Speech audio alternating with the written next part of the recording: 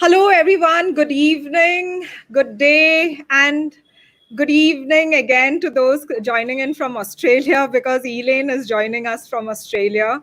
As you know, I'm doing this every Sunday. It's a chat, it's a conversation between friends about how they are doing during COVID-19. It has been really, really interesting connecting with so many of my friends and amplifying the work that they do.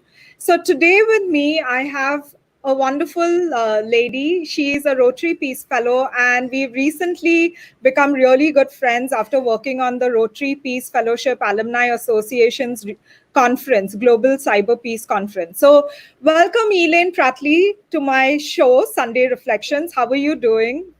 Good, thank you, Elsa, for inviting me. So what's it like in Melbourne?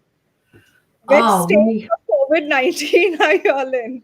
yeah, we've just gotten into the second lockdown. We've had, for Australia, quite a big number of cases. It's around 400. Yesterday, we had 428 cases, which for other countries is not big, but for Australia, it's considered quite big.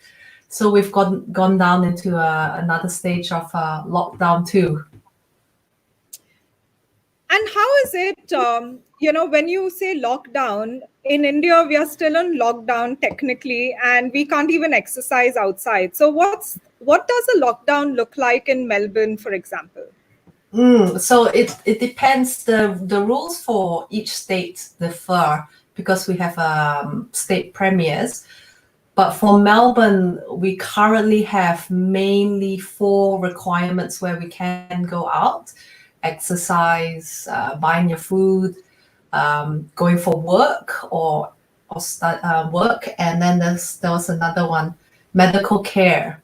So compared to other countries, it's not as stringent, but it's pretty stringent for Melbourne, and people are finding it very hard. And yesterday they imposed a new requirement: you can't leave your suburb. So even if you want to buy groceries or exercise, it has to be within your local area. Okay, that's interesting. Mm. Yeah, so is it tough for you as a mom with children studying from home and you have little children? So how are they coping? Oh, we're very privileged, so we're very lucky. We have space for them to play, and we have our work can be done from home. So we're very lucky. But I guess they're missing friends. My son is quite an introvert, and my younger daughter, is 5. My son is 7. So they're not very verbal and find hard to use things like Zoom. So it's very hard for them to catch up with friends. They catch up through play. And so it's hard when you can't do that because you can't basically play tag anymore. It's at the start of COVID, they were playing the coronavirus, the COVID tag your it. So children use humor to deal with things like pandemics, but they find it very hard because it means that now when they can't socially or physically distance themselves because they want to touch each other, they want to play. So I think it's trickier for kids, not being able to touch each other, hug, and you have to remind them, no, you can't go too close. And the younger one doesn't quite understand that. So it's difficult for them. They're not enjoying the thought of having to have crisis schooling with mom. So that's also tough for them. But overall, we have plenty to be happy about. So we're lucky. That's great. That's great. So we recently organized this Rotary Peace Fellowship Alumni Association's Global Cyber Conference, and you were the lead for that for our region. So can you share your experience of, putting together a conference in less than 6 weeks? And it was a full day of programming. So please share with us some of those tips and tricks that you engaged to get it going. I think everyone who was involved had to have a little bit of craziness because you have to be a little bit eccentric to say, okay, let's do it. And at the start, I thought I was with another friend named Spencer, and we're like, gosh, this is going to be huge. but we said this is possible. We can do it. We can need to step out of our comfort zone and take this opportunity. We want to reach as many people as possible to talk about peace, because this year there's been a lot happening globally, locally, in different communities where conflict is, there's so many forms of conflict, political conflict, religious conflict, all sorts of discussions. So we feel it's timely. And the person who dreamed up this idea of a global conference, Scott Martin, he said, let's do it. And so we said, yeah, let's go forward with this. So for me, I knew that I have some strengths, but a lot of things that I'm not good at. So immediately I said, I need to get a team. So I quickly put out some feelers for other peace builders, and quickly got some other people on the team like you and Young and Florence and Spencer and Andrew, and so Hillary. So we had, and Rukmini, we had came together, and everyone was very committed, and Garanka as well came on as a facilitator lead. And so I think we were a strong team, and I think what made us work together was everyone's passion to serve, to make this a possibility. Everyone was engaged. I think very on went through the typical stages of group dynamics of forming, forming, storming, norming, and then performing. And it wasn't a big storming stage, but when we were trying to get used to each other's style. But very quickly on, I think as a leader, what worked or what helped me was I had a very encouraging team. I think that was Young and yourself, Florence and Spencer, always encouraging me and saying, you're doing a good job. And I'm leading a team of leaders who are so inspiring in their respective ways. So it was very humbling to be serving a group of people who are so successful and so big in their respective worlds, and yet they were encouraging me. So it was great. I think the teamwork and the service-oriented leadership was inspiring. Elaine, what do you think is the key to intercultural understanding? Because when you put together a project like this in a very short span of time with very little resources, we had absolutely zero money. So how can you be successful leading such a diverse team? Can you share some of those, tips? You're asking me for the $1 million answer. I think in all things, I don't think this is just team building, but I think this is how, in terms of how to deal with conflict, right, in general, or communication is a bit of grace. When it's easy to get offended, and sometimes we misunderstand each other, and we can if someone rubs against our own political ideologies, and suddenly we kind of recoil a bit. I think my husband's been very great in helping me, like saying, calm down, just think it through, and extend a bit of grace to yourself as well as the other person, thinking, maybe I misunderstood this person, or maybe they're saying something, but we want the same interests. We have the same interests. We might have different ways of doing things, but we all want this to succeed. And I think that was why our group did so well, because it was clear we all had the common interest of this coming together successfully. And when we knew what that interest was, it helped. We also had this early session where we said, what does success look for our team? And that helped really focus us on what we wanted the conference to look like. So we did a Mentimeter word cloud, and the words like practical, fun, a conference that was fun, collaborative, and I think those were and community oriented. So that helped steer us develop a conference that really stood for those things, because we had fun things, We had Jackie Bornstein, a jazz vocalist, singing. We had a dance workshop with Erica Rose Jeffrey. So those things helped shape early on what we wanted to do. One of the things I wanted to ask you was what made you become a Rotary Peace Fellow? Why did you apply for the fellowship? I didn't know what the term peace builder was until just shortly before I came across the Rotary Peace Fellowship. I didn't know that in my heart I wanted to be a peace builder. What I knew very early on was that I didn't fit anywhere most times, because I grew up in a family of diplomats, and so we traveled. I lived in Switzerland and Hong Kong. I was an Asian girl in Switzerland feeling lost and couldn't speak French. We were in Geneva.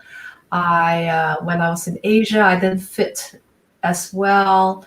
My accent was never right. I went to a British school in Hong Kong and it wasn't British enough. And they put me back a year because my accent wasn't British enough. And so often, and my worldview, because I grew up in different places, people often didn't understand why I had a different way of seeing things sometimes, because I could see the Western way of doing things and the Eastern way of doing things. And it was often very weird for people who didn't see where I was coming from. So I felt often I was in the in-between. And my career also kind of shaped, reflects that as well. I started as a lawyer, a commercial lawyer. I was a defense lawyer. I had a client who stole my cell phone, and then I joked that that's when I became a prosecutor for the Crown in New Zealand. Then at that point, a friend, Alice, when I was living in New Zealand in Mount Maunganui, gave me a booklet from DFID in the UK on international development. And I read that and I was like, that really sits with me, what I wanted to do with my life. And I moved to Wellington and joined Foreign Affairs in the Aid Department. And while I was there, I came across this fellowship and I read it and I was like, wow, this is really what I want to do, because I find it's easy. I can bring groups together. You know, I was in the defense, I was in the prosecution. Over time, I've worked in the corporate law, not-for-profits, development aid. I worked in a startup. So I've often been in the in-between, and being a peace builder is often being in the in-between, bridging divides and bringing people together. So when I did the fellowship, basically it was finding my own tribe, someone who understood me for the first time, because often you're not fitting anywhere, but often being the person that links and brings people together. It can be a lonely place, but it can also be a very exciting place because you build collaboration. Do you think the world in its current moment requires more peace builders, and how can each of us be peace builders in our own way? What can we do? Oh, I think we definitely need more peace builders. Imagine if the world invested in teams of mediators going into conflict zones instead of soldiers, like sending them in, having people who have cultural intelligence and able to extend a hand of grace and compassion and say, we're here, we're friends. How are you hurting? How can we help? And how can we work on whatever is the issue together? I think that would change things completely. I do think everyone has the capacity to be a peace builder. So often when I give talks to community groups about peace building, I say, everyone has the capacity to build peace. We have, there's psychologists for peace, architects for peace, mediators for peace, mothers for peace. I think Irene Santiago started that group. Anyone can adopt a peace building stance. And basically it's about approaching your work or whatever you do with a sense of, how am I connecting people? how am I bringing people together rather than how am I causing division? So, for example, you might be a humanitarian aid worker, and people often think, oh, development work is so sacrificial, you're making the world a better place. But it's also possible to create conflict because you go in, let's say you build some of the groups like donors, they go in and build a home or toilets. We were talking a block of toilets, and they don't consult the community, and they don't say, how can we involve women in this? How can we involve young people in deciding how we design the toilets? How can we involve the different ethnic groups? Who determines who has the right to use the toilets? I think those are all very important issues. And as a peace builder, you basically have adopt a stance of inclusion and collaboration so that you can connect people rather than create more conflict. So it's not necessarily the job, it's the attitude and the way you approach things. So being a mother, I think, is one of the hardest jobs to do as a peace builder. You get exhausted. It's unrelenting. I think being a mother was the most practical training space for me to become a peace builder. You can be a peace builder 9 to 5, but if you have to build peace 24 hours when you're exhausted, when you're tired, that really tests your resilience. So parents can be peace builders. A lot of teachers are peace builders. They adopt positive peace in their work, sometimes without even knowing it. So anyone can be a peace builder. It's just asking the question, how am I bringing people together? So for all those of you watching out there, Elaine and I are Rotary Peace Fellows. You might want to check out the Rotary website for the various peace fellowships that they have. They sponsor the master's program in several universities around the world, as well as a short-term course, which I did at Chulalongkorn University, Thailand. Elaine, did you do it there, or did you do a master? Chulalongkorn, yes. Yeah, you did it at Chula too. So that's a 3-month certificate course for professionals who can't take time off to do a full master's program. So do check it out. Unfortunately, it's closed right now, but it'll open up and you can work on your application for next year. So, as a peace builder, and during the peace conference, we highlighted the various tools that one can use.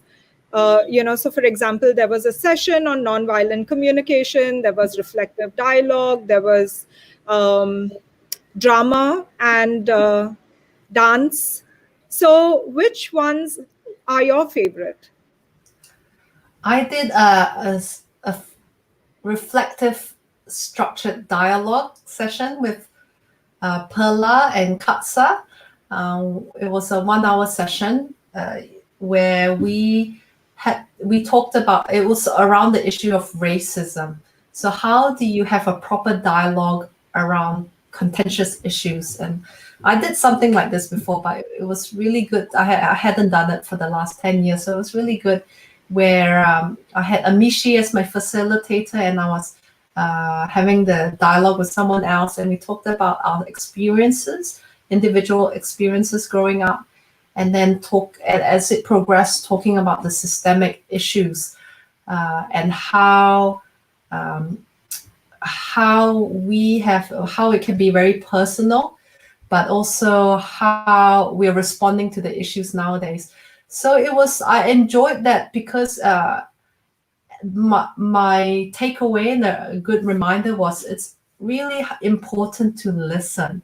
And I'm not great at listening, and I'm trying my best to practice listening.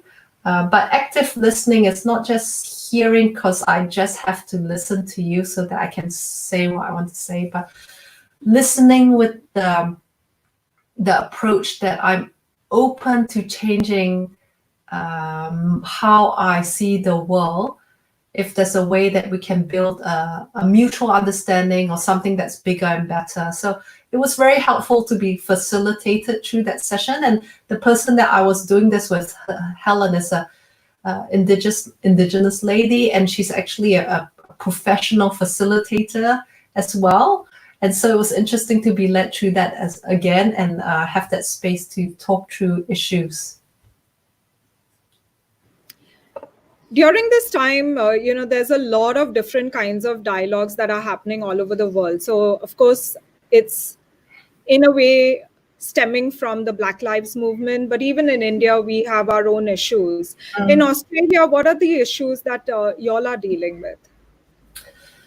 We also have a Black Lives Matter issue. The movement, also in New Zealand, where I'm from as well, also has a similar movement.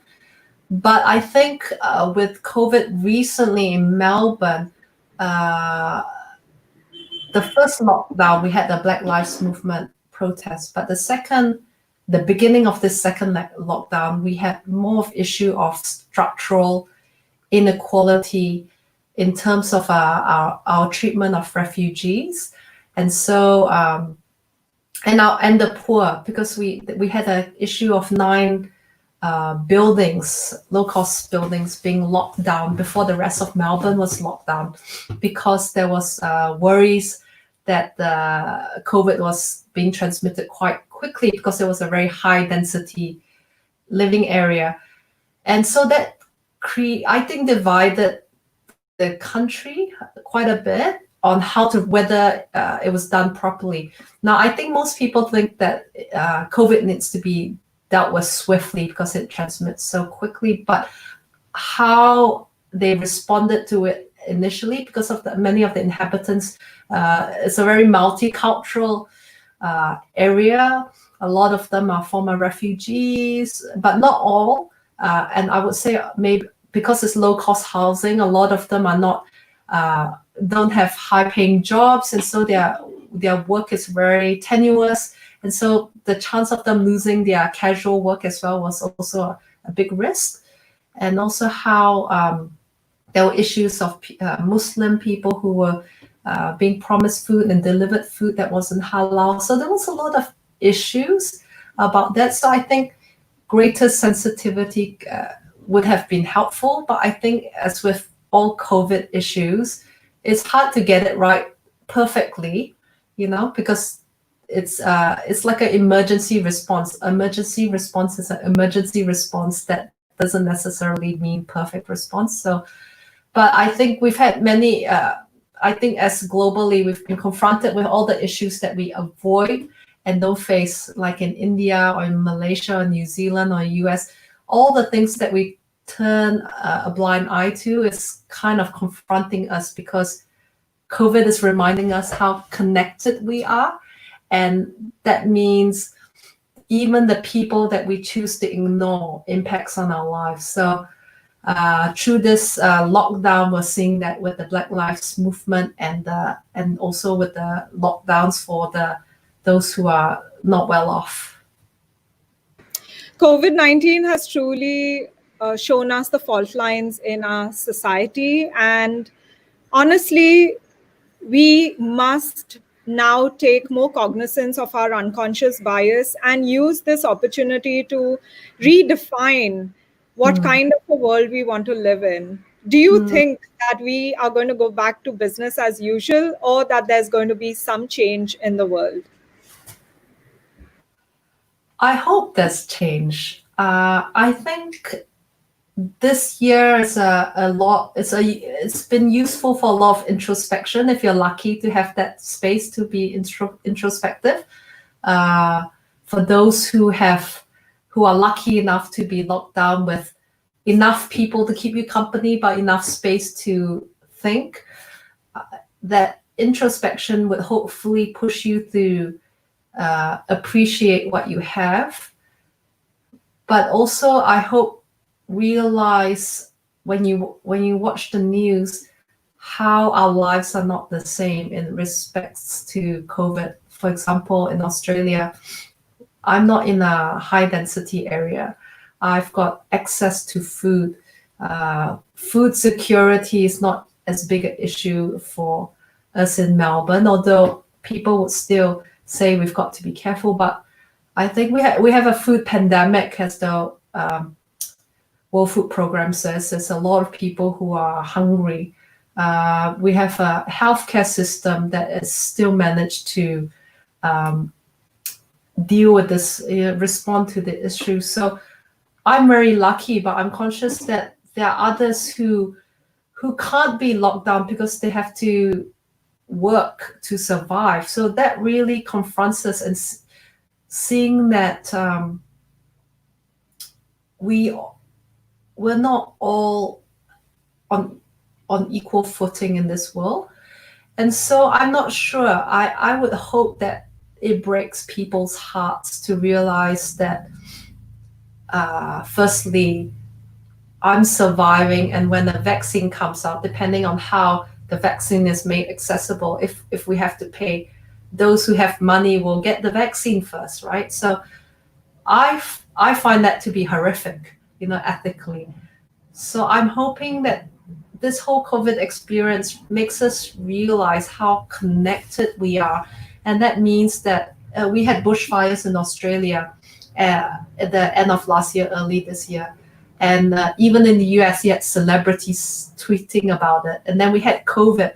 And all these events show that, climate change, human-made climate change, global pandemics, all these things connect us together. And to survive, we kind of depend on each other. And so I would hope that we don't go back. We try and do things better. The world the environment seems to have enjoyed less human activity outdoors. So I would hope that we continue forward. We push ourselves to think more sustainably and more with more kindness to each other. Maybe getting young people to take the lead on more things, because I think young people do understand that. They do understand that our lives cannot be individualistic. So I'm hoping more young leaders step up. I think they're getting frustrated with the way the world is going. What are you working on now? Well, so now I have two things apart from being a mom. So I'm working on my PhD, which looks at the role of food in peace building. So I'm looking at how, because I feel that everyone can be a peace builder. And my aim is to reveal how we already do it. And one of the ways that we can do it is through our food. And not just in terms of eating and sharing food with different cultures, because food can be a source of conflict as well, right? But I'm looking at how young people use food to be a form of social justice, how people use food as a form of activism, how people change the ways they consume food so that it's sustainable. So that's kind of my main job at the moment, researching that. I'm also hoping to start some youth programs with young people to train them to be peace builders, and trying to connect young people across borders to do that. So that's kind of in the pipeline at the moment. Wonderful. And how do you take care of yourself, Elaine? You sound so calm and so optimistic. Where do you get the inner strength from?